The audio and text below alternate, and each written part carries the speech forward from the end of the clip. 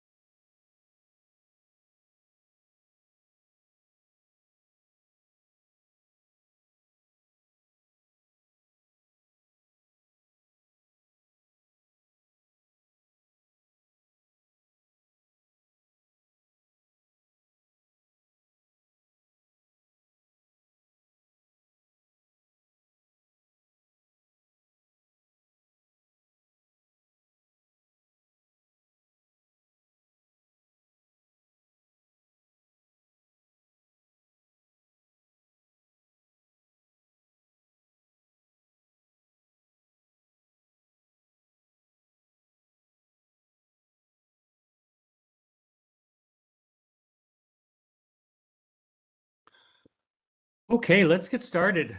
I'm Matt Scherger, Senior Fellow with ESIG, the Energy Systems Integration Group. Welcome everyone to this ESIG webinar on operationalizing DER flexibility, an introduction to local flexibility markets, the UK DSO model, and what this means for US utilities.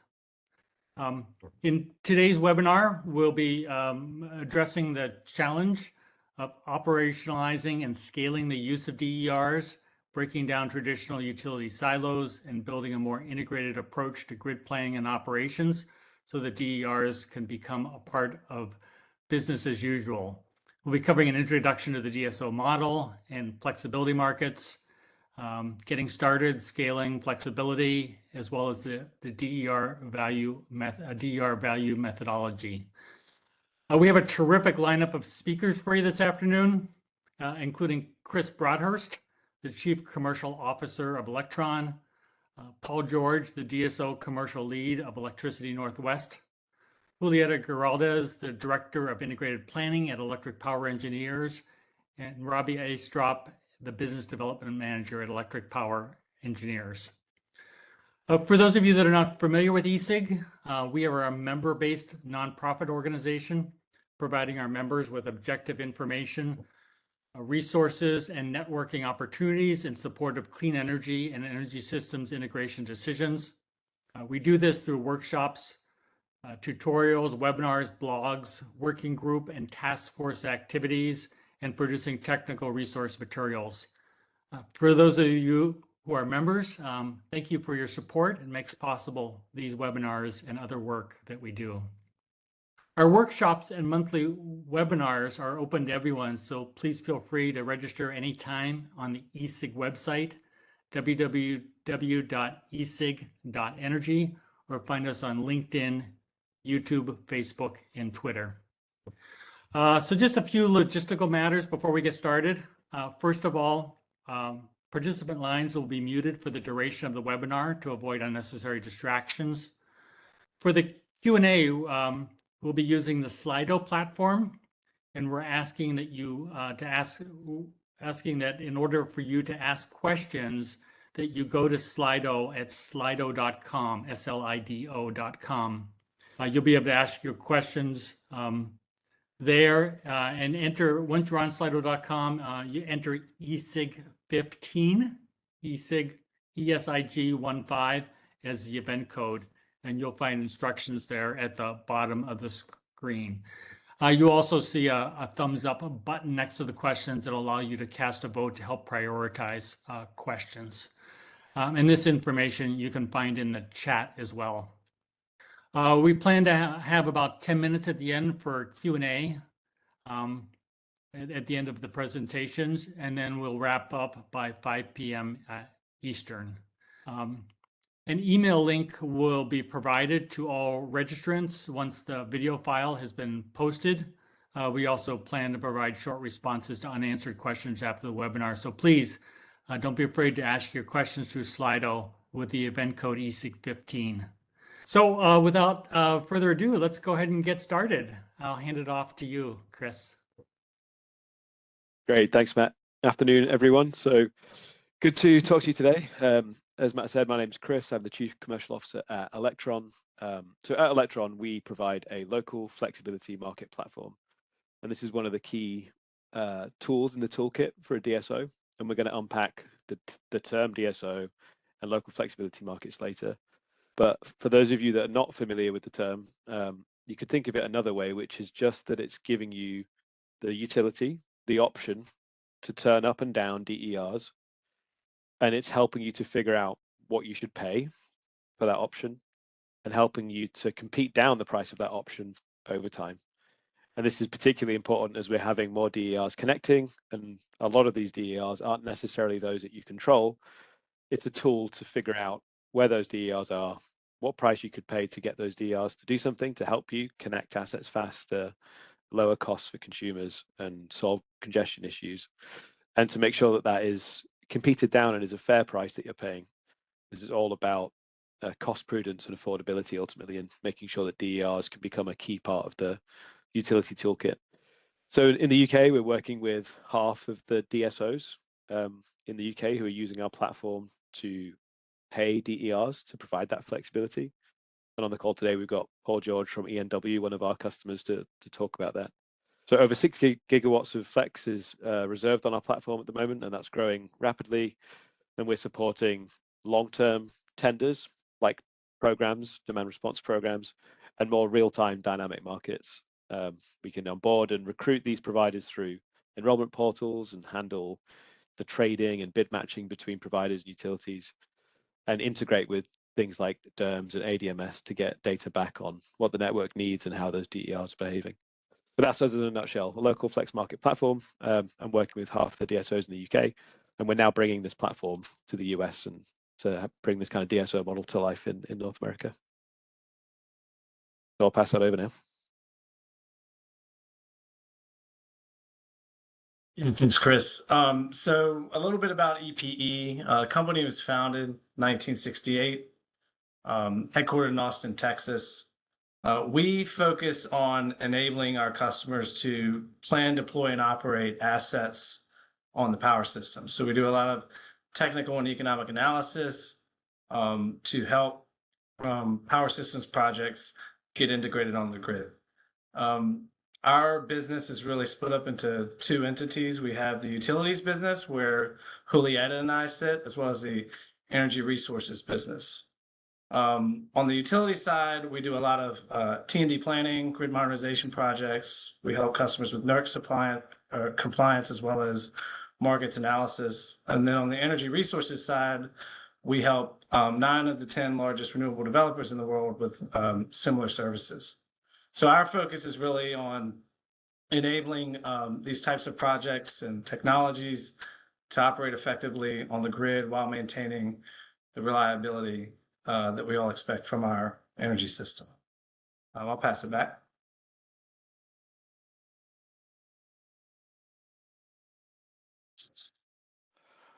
Thanks, Robbie. Good afternoon, everybody. My name is Paul George, DSO Commercial Lead here at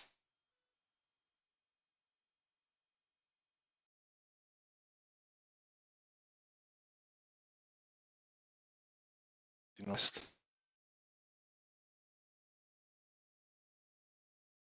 the region. We're delivering power to 2.4 million customers, homes and businesses.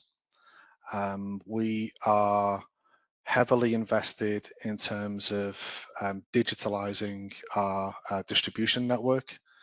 We are really focused in terms of delivering heavy focus in terms of safety, reliability for our customers, and really supporting the transition to net zero. One of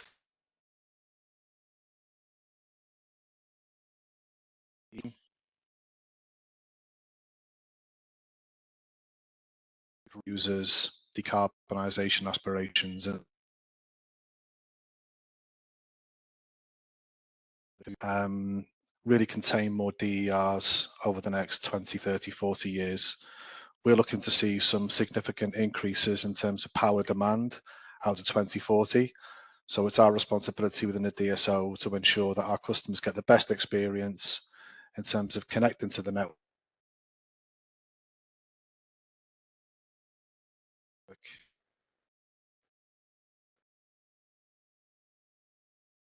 Well, your audio is breaking up a little bit. If there's anything you can do to improve that.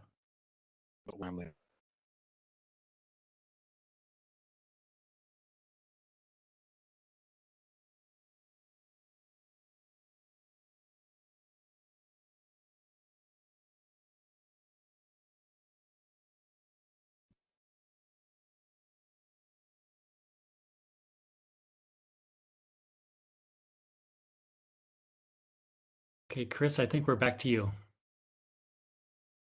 Thanks.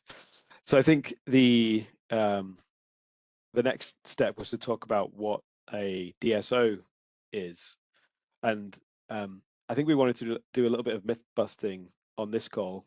So DSOs come in many different shapes and sizes. ENW and its network is very different to Scottish and Southern, for example, and every network is different. The topography is different. The customers and their needs vary, and so does the needs of the DSO model.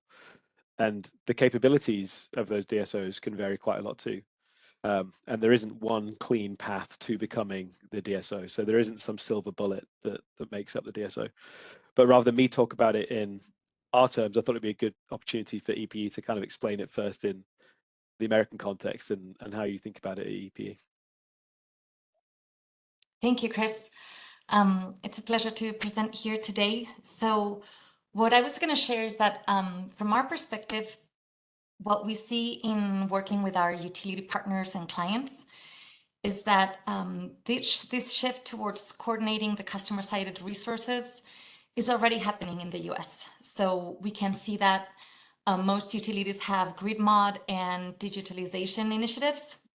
They are modernizing their systems and platforms to increase the modeling, visibility, and control of those DRs, as well as trying to design better tariffs and programs to start bringing that grid awareness and bridge the gap between those two domains.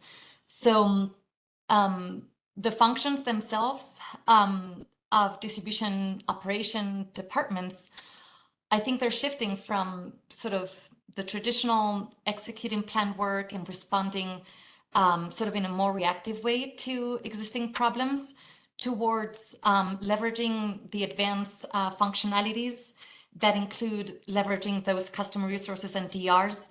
And really what we understand as DSO is this active orchestration of those resources to operate the distribution grid more efficiently.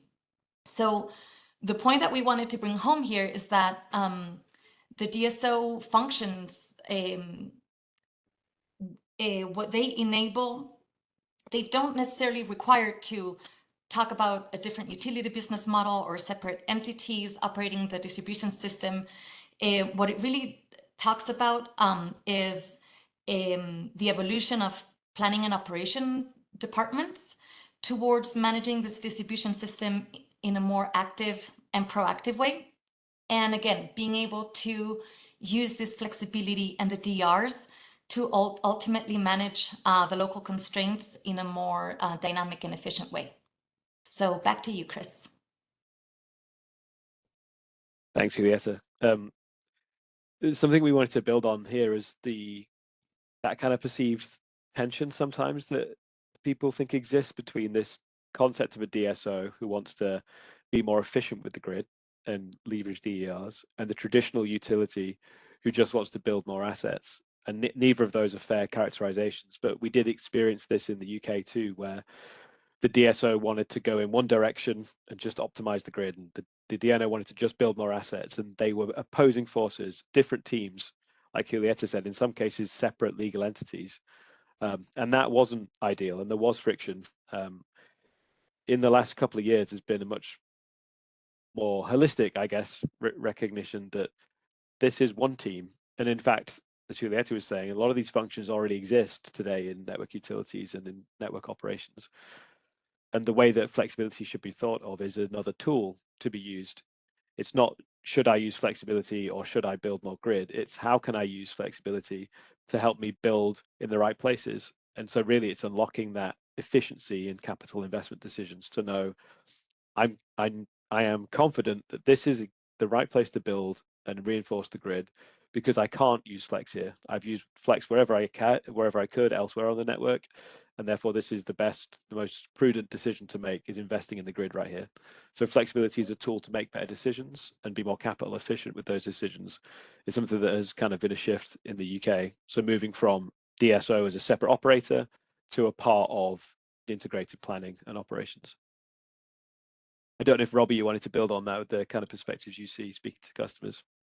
Yeah, I think, you know, talking with a lot of the major ISOs as well as large utilities and distribution utilities in the United States, I mean, this is really in line with the direction the industry is going because of all this load growth we're seeing.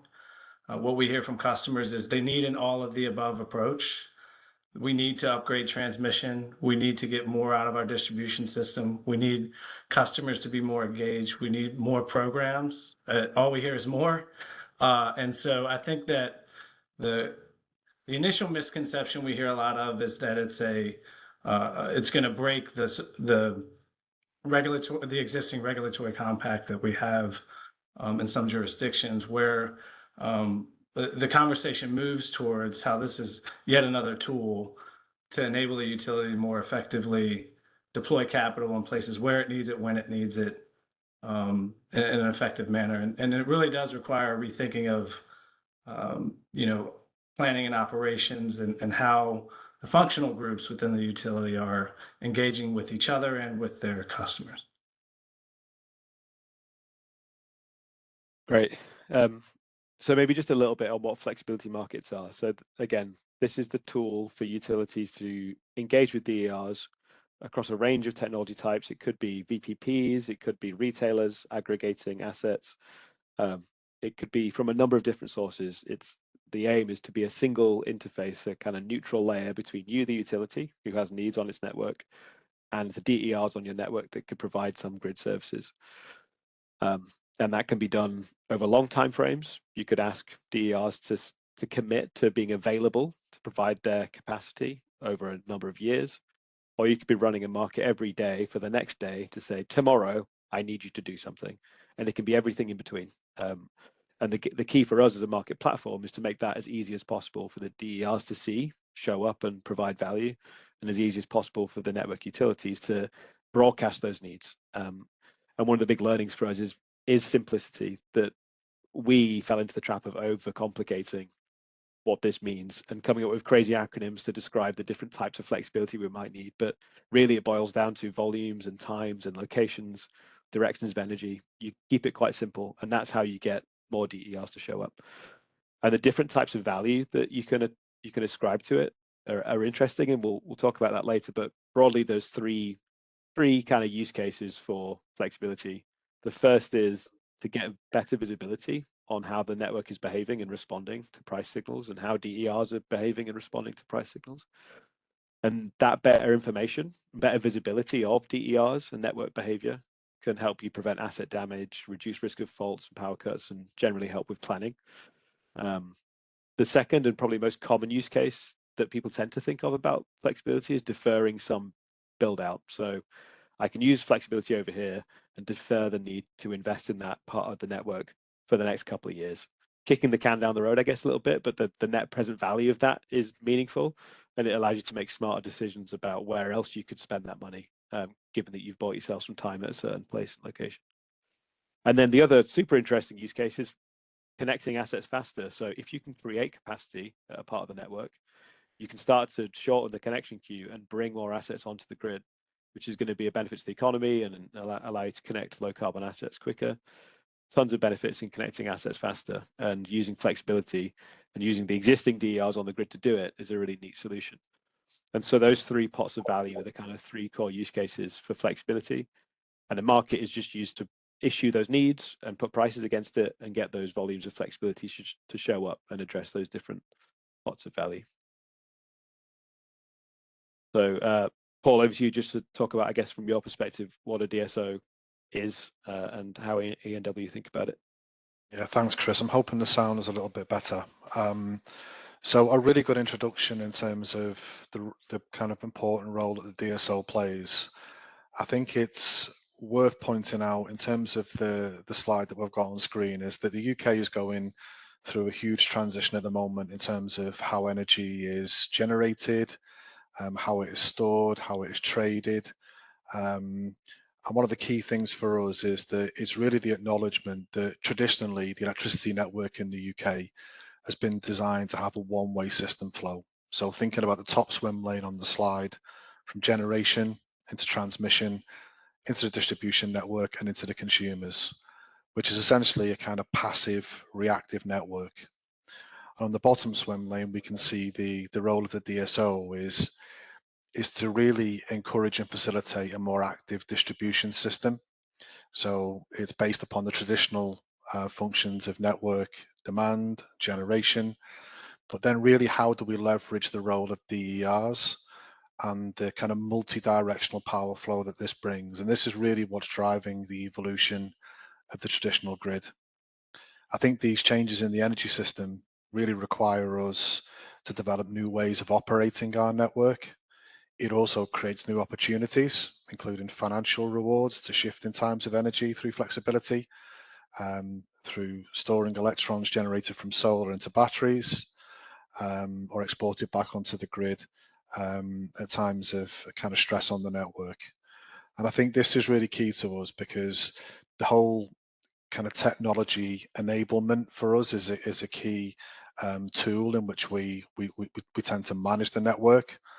So the challenge for us that we face is how do we encourage a more decentralized system and incorporate a range of low carbon technologies onto our network without the need for disruptive and costly reinforcements and upgrades.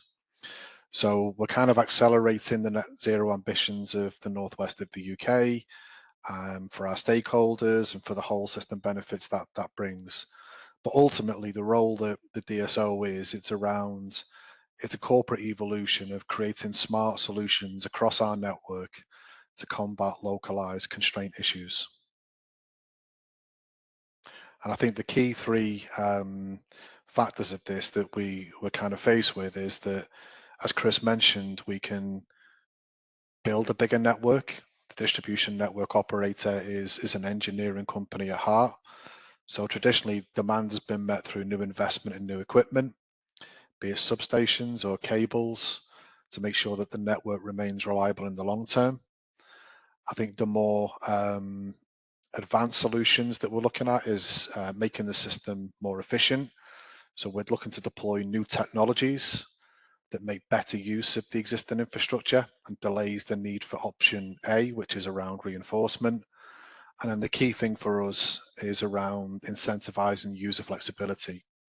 So as a DSO, a key tenet of what we do is around rewarding our customers for shifting when, where, and how electricity is used or generated to balance demand on the network and delay the need for that reinforcement. And I guess the one of the tools you've got is the flexibility market, and we've been working for the last year or so now on that together. Something we think a lot about is how can we drive more volume of flex into E&W's network and our other network utilities network areas. So we've been working hard on that, and there's a few things we think about to do that, which I'll touch on later. But maybe, Paul, from your perspective, how do you think about engaging DERs? And obviously there's tools like markets, but it's as much about the service you deliver to these providers as well. So how do you think about scaling the volume of flex? Yeah, for sure. We look right across our network in terms of all the different players that sit within the value chain for us. So we're thinking about big industrial and commercial users. We're thinking around local authorities. We absolutely recognise the role that domestic flexibility plays and the emergence of that. but it's really about coordinating, like I said, every asset that sits across our network in the value chain and really supporting them. And in some cases, Chris, it's around, there's an education piece as well, and creating exposure to what's happening across the network to really get the buy-in from all the assets that are connected. And as you've mentioned, more importantly, it's not just thinking of that static view of what is connected to the network today.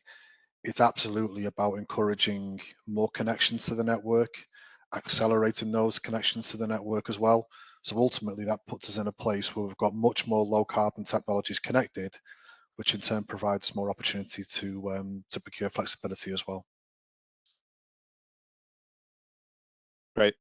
And so just to help people visualize what this looks like in practice, this is just a screenshot of our market platform. You can see on the left, you have a network area. On the right, these tiles are the different types of markets or programs that are being run by the utility. So I mentioned earlier, two of the ways we think about scaling flexibility is one, we've got to make it easier for people like Paul at DSOs like ENW to operate and run these types of markets. So prior to platforms like ours, these would run through spreadsheets, lots of manual intervention, and often only run a couple of times a year. So what we're trying to do is digitize and streamline the process of broadcasting those network needs and price signals to the DERs and visually making it easier to see the network, see your DERs and manage all those different programs in one place. We don't have time today to go into a demo. There's a little QR code here. There's a recording, I think, that'll go out later. You can scan that and check out some of the examples of the platform running. Just to emphasize that as a market platform, it's really our job to make this as simple and as easy as possible, which I think is a good segue to the next slide. So this, on the surface, is quite a complex use case. We're using DERs here for operational dispatch. What we're doing is bringing DERs into the control room, which is something that takes time to do, to build confidence in. DERs is a reliable grid asset, but we're proud to be working with the ENW, who have now been using DERs in the control room to solve real network issues. And one of the interesting things is we've been doing that by engaging a broad range of resources. We haven't just contracted with a single asset or single provider to fix a problem on the network. We're issuing a price signal, asking for some volume at a certain time and location, and it's been responded to by a number of different providers, each with different assets, different capabilities, but ultimately solving that single network issue. I don't know, Paul, if you wanted to just talk about how you've gone on that journey to initially, I guess, that skeptical view from the control room of, will DERs ever be able to be trusted for this type of situation, to now using it in an operational context and dispatching DERs in real time?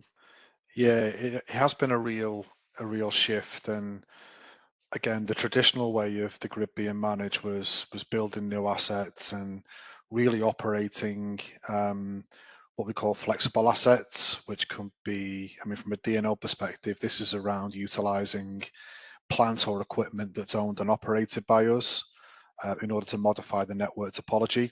So different types of traditional assets can be utilized, tap changers, capacitors, reactors, circuit breakers, switches, but we've just moved much more confidently into kind of really optimizing the network to unlock greater capacity, because that's the role of a DSO. How do we extract more capacity from the existing infrastructure? So we use flexibility for a range of network needs now, which really is testament to the confidence that we have in that pool of DERs.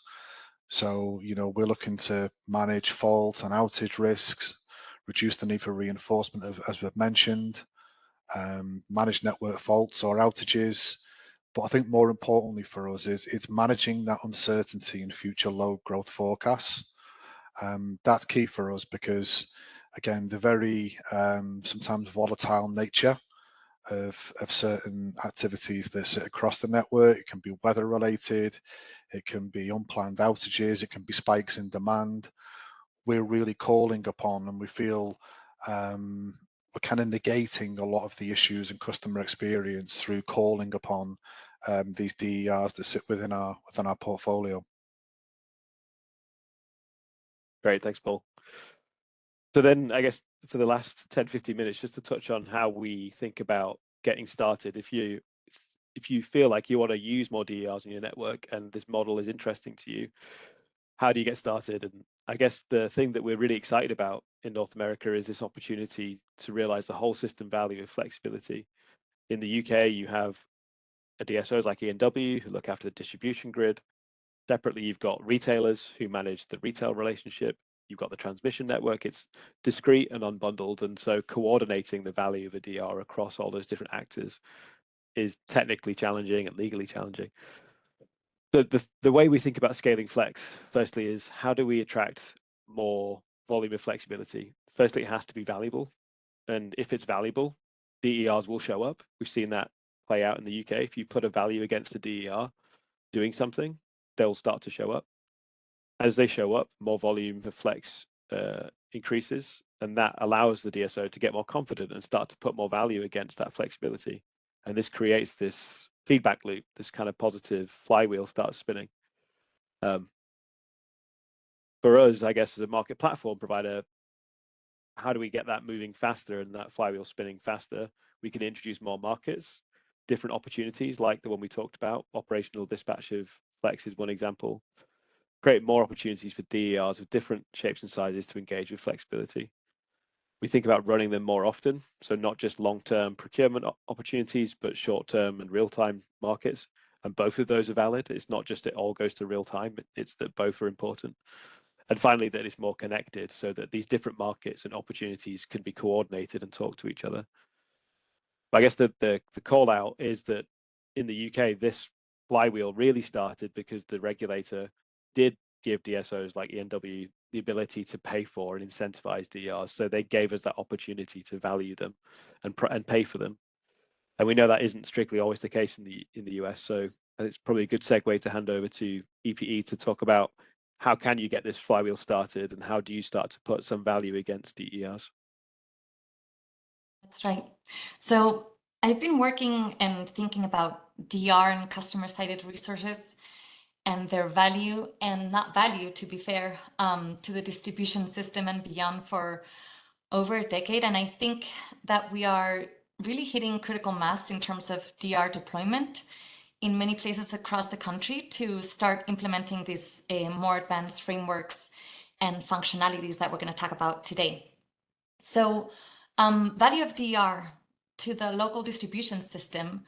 Let's talk about what it is and how it relates to enabling this grid flexibility in operations and planning. And for that, let's put ourselves in the shoes of a distribution planning engineer and imagine you have your substation, your feeders, your lines that run to the end loads, and you're looking to understand the constraints in your infrastructure so it's not overloaded and it's running within your limits. But you can also control the size, the location, and the type of DRs you want to put in your distribution system. So you can start shaping that 8760 behavior of the load in different areas. Where would you put them? That's basically the question that we try to answer with the value of DR framework.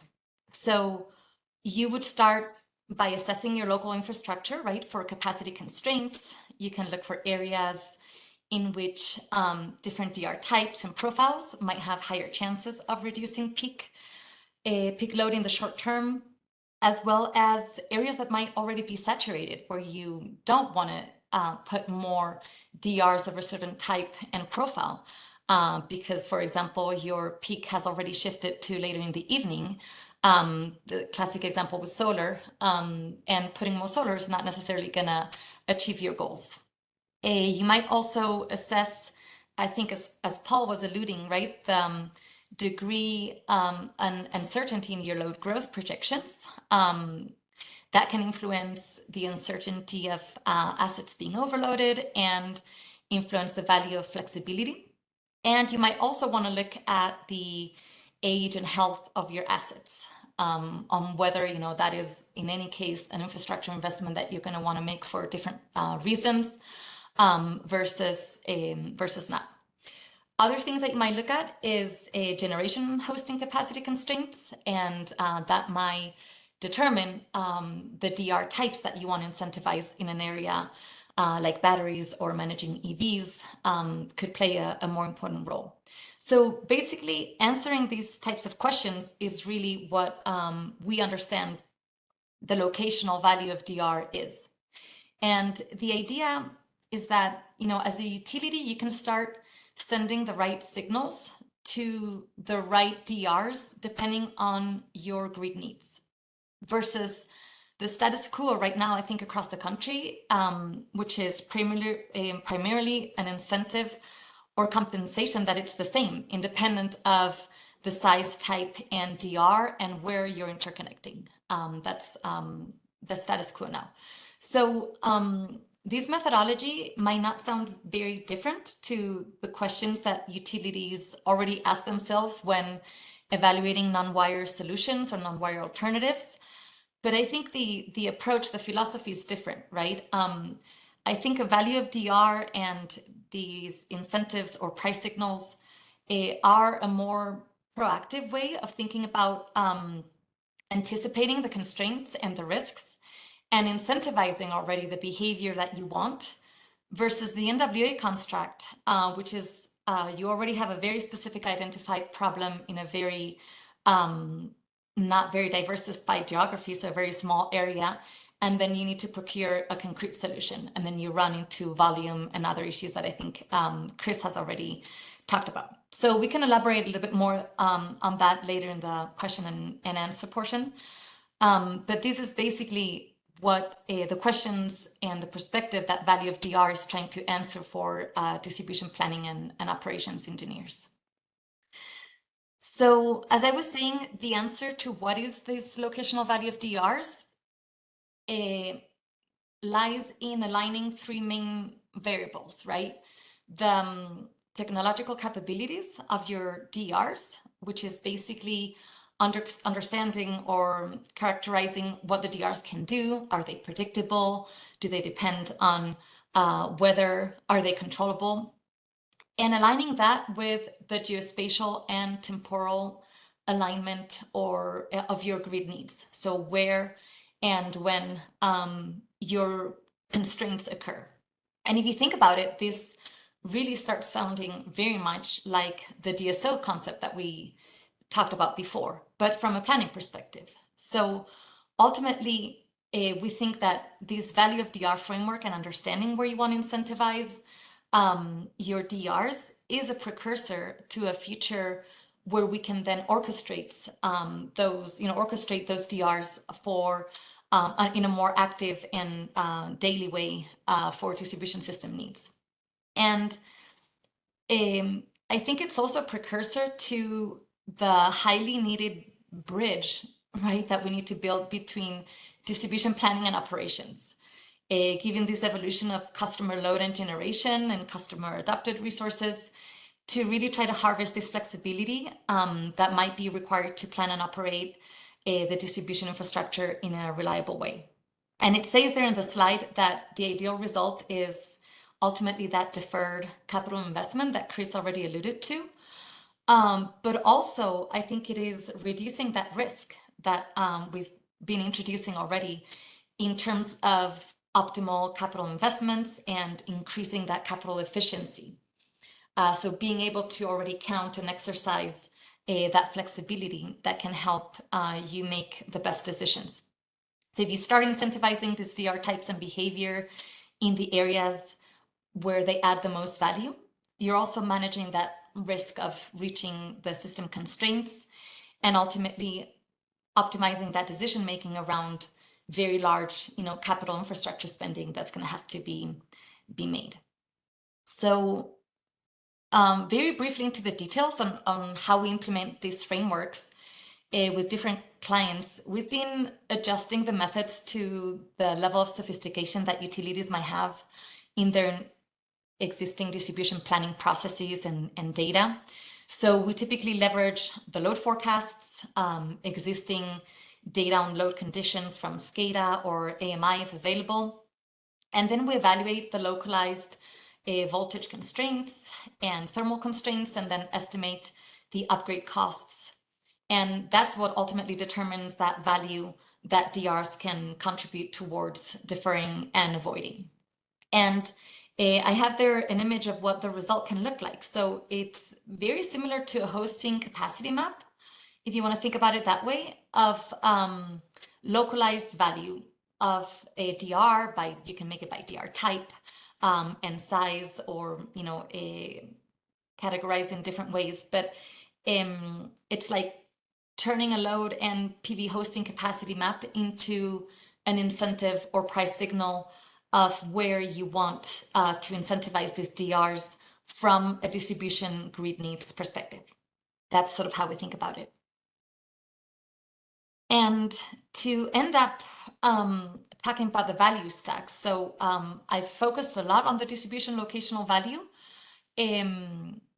but then this also has to be stacked with the other contributions of DRs that DRs might have to other planning domains, like transmission infrastructure, energy and capacity values to generation and the bulk system, to ultimately harvest this full value. We have really been focusing on the distribution side, since we see that that's what was missing in the current incentives and tariff design frameworks in the US.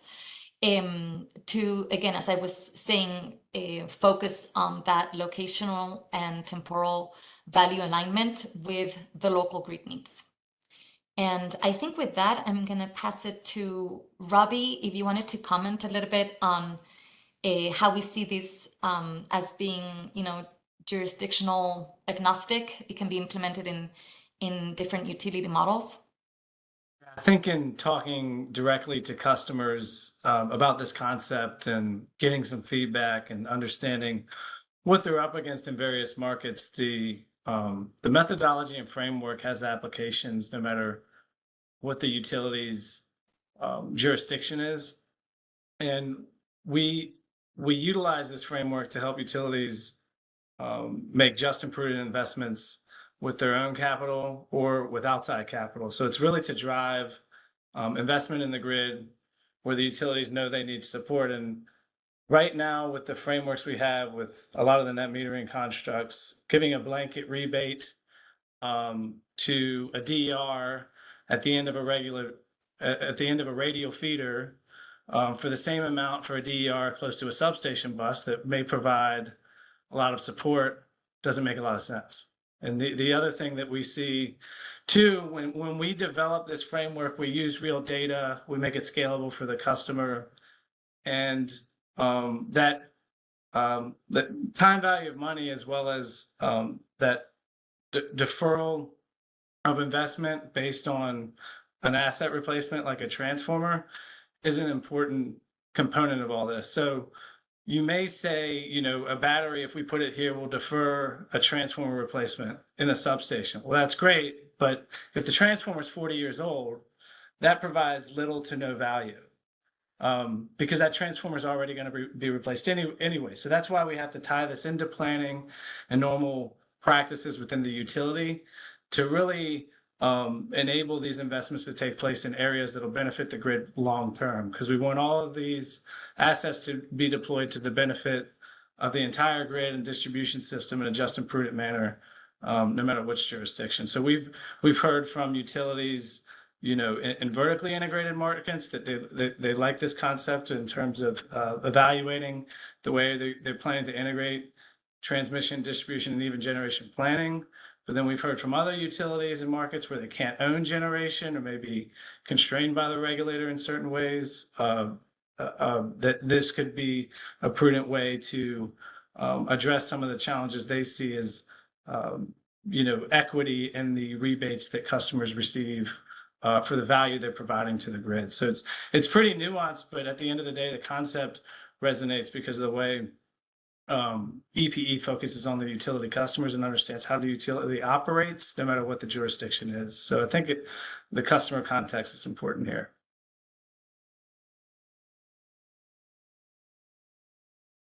And then maybe just like one last point, and this just made it earlier too, just to re-emphasize that the fact that some US utilities are going to be able to realize this whole system value over time is really exciting to us.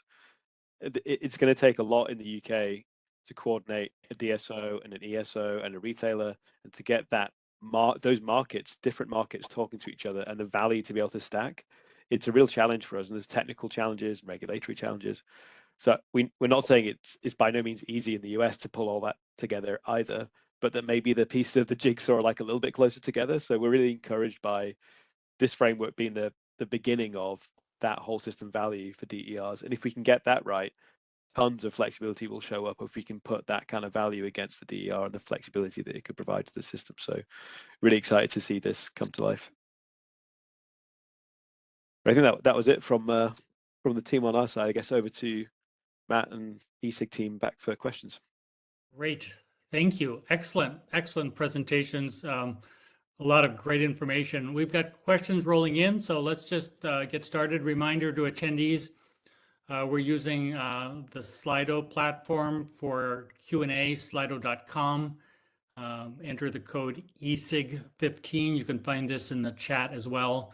And even if you're not asking questions, you can vote and help us rank questions. We probably have more questions than we'll get to this afternoon. So we'll work off the ranking guidance. So go to slido.com, ESIG15. First up, and maybe Chris, I'll just start with you, and we can see who else wants to weigh in on questions. How does the DSO pricing relate to the RTO ISO wholesale pricing? Currently, I would say not in the UK model, not necessarily linked. So there is a consideration, I guess, whether you need to be competitive or be more attractive than a wholesale market. So I think it's a consideration, but the pricing is more driven by some of the things that Julieta and Robbie were talking about, which is what's the value of deferring an investment or avoiding a fault, so that the financial value is associated with the deferral of an investment or the savings of faults on the network. Those types of methodologies are applied, but people do consider whether they do need to be cognizant of wholesale market prices. So in the US, you've got FERC 2222. In the UK, we have P415 numbers and acronyms, but the same concept, letting DERs play in wholesale markets. And so it's a consideration, but I think ultimately they are different markets. One is extremely liquid and competitive. There's another market, less liquid potentially, with a different price signal and different value, and you should be able to play in both. So I think if you can allow both to exist and them to be mutually beneficial or coordinated, it's less of a concern, I think. Great. How would you differentiate the flexibility market from the ancillary service market? Locational, I guess, is the main distinction. And they can be provided, ancillary services can be provided or are provided system-wide. Flexibility markets are solving a very specific locational problem part of the network. Great. Yeah. Anyone else want to jump in on that? Yeah, no, I was just going to clarify because I think flexibility started to be used many years ago in the US in the bulk system market to provide flexibility for integrating renewables and ancillary services requirements. And so I think in this case, maybe we can clarify that is this grid edge flexibility that we're talking about. And that is different, although it has to be coordinated, as we were talking, with the more traditional flexibility that we've been thinking about for the bulk system market. Great. Next question has to do with the interactions between transmission system operators and distribution system operators. Have you seen conflicts is the question, but I would ask that the other way is how have you seen the interactions developing there, either conflict or otherwise? Yeah, so at the moment, still limited, I would say, coordination between transmission level and distribution level. That's something we're working on in the UK, and it's in part because of that deregulated, unbundled system. So it's possible for a DER to provide services to a distribution level flex market and provide services to the kind of transmission level bulk system. But there isn't a place they can go to visually see where those opportunities are in one place or coordinate their assets between those markets easily.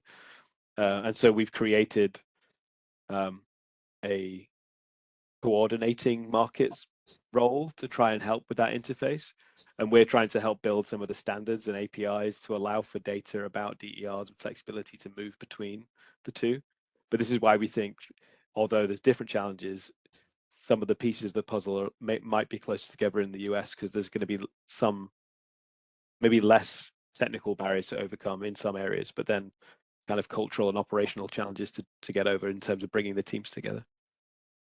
Yeah, and in vertically integrated utilities, it can be easier to coordinate that if you procure capacity in the distribution planning, how to coordinate that.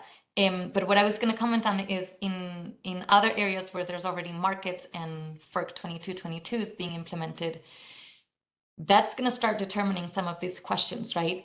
It talks about a new role for distribution utilities that start having a say into whether an aggregator or requested behavior for the bulk system is going to cause local system constraints. And so I think that is an enabler and of starting to think about how do we start optimizing this coordination, and what's the role of these distribution utilities that now have a say into how they define reliable and efficient operations in their system, in order to then allow for resources to also participate in the bulk system. So there's going to be an opportunity to start defining that as we implement FERC, the new FERC order. Great. This next one, maybe we'll start with Julieta and Robbie on the next one. Can you talk a little bit more about how you see the DSO model evolving in the United States? So I would say this is the question, also given that the main rejected the feasibility study. I think this touches on the point that we were trying to make on what it is and what it isn't a DSO. I think ultimately what we are focusing on is the need to procure capacity in a different way.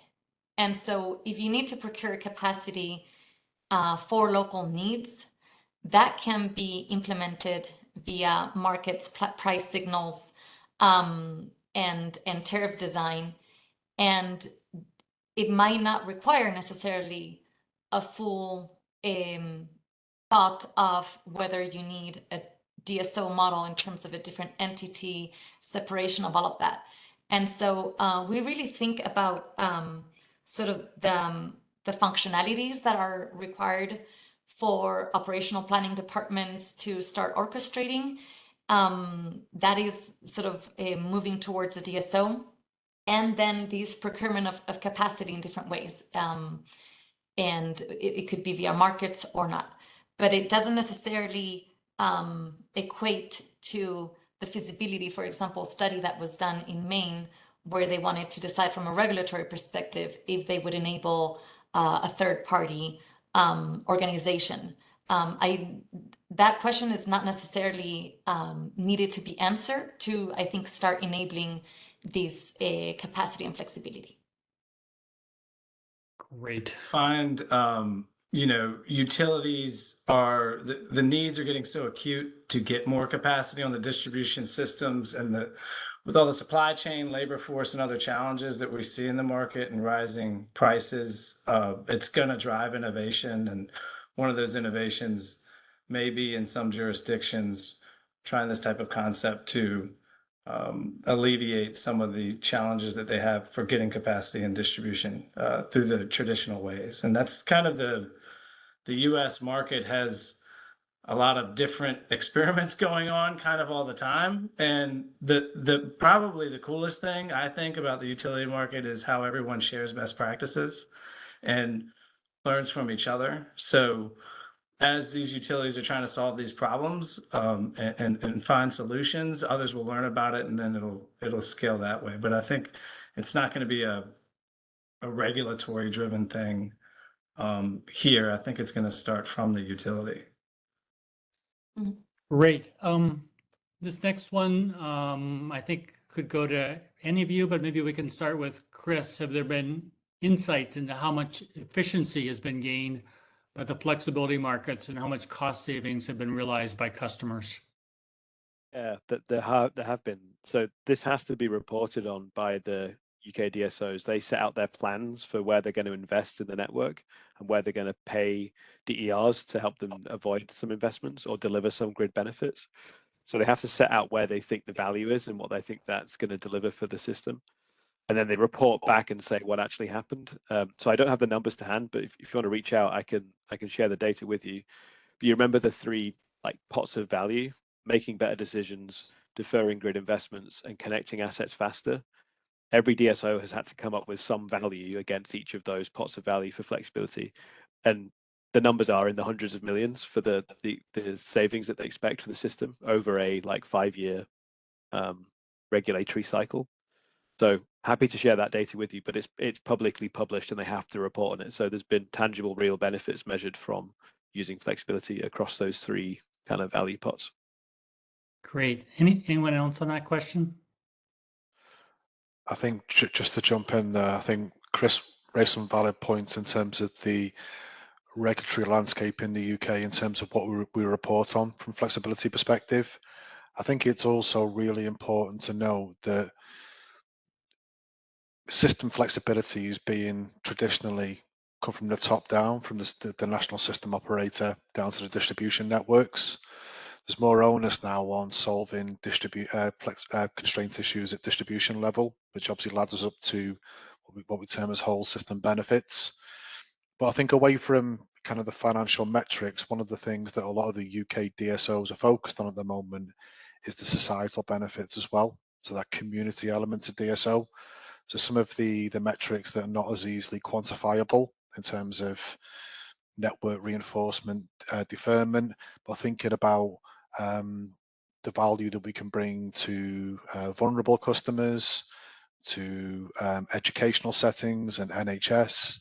So it's those societal benefits as well, which we're beginning to report on as well as those kind of core metrics of what is the network deferment for the reinforcement. So we're looking at a broader range of metrics now in the UK of what the value flexibility is bringing. Again, that's allied to the increase in domestic flexibility as well. So away from the cold hard numbers of this is the volume of flex we've procured, this is the savings and kind of the optimization of the network. It's really getting into the communities and thinking about the value it's delivering to everybody that sits in the value chain. Great, thank you. So this next one, maybe we can also start with Chris and Paul. Are there penalties for DER that fails to respond to distribution instructions? Oh yes, I can see you shaking your head, Paul. No, currently no. Currently, no. We think no. So do you want to comment on that, Paul? This is kind of the world you're living in. Yeah, thanks, Chris. So there's no penalties because we think that's going to be a real deterrent to driving that market liquidity. So what we have in place is some performance multipliers. So if a DER participates in a contract with us and doesn't deliver, there's no penalties for non-delivery. But what we do is the amount of flex that is delivered to us, if they don't deliver the amount of flex that they've contracted to, there's some reduction in the revenues that they receive. So there's no penalties per se. And I think it's important to note as well, there's a lot of collaboration in the UK across the DSOs. And we've changed the language a lot as well in terms of the terminology. So we used to call it a penalization multiplier. We now call it a performance multiplier. So we're trying to soften the language in terms of some of the contracts that we put in front of DER and asset owners, just to kind of alleviate some of the concerns that they may have that if they don't deliver. At the end of the day, we're trying to drive that liquidity and access as many megawatts under management as we can. So I think the right language and kind of the, you know, the customer centric nature of the contracts and the processes is really key to driving that.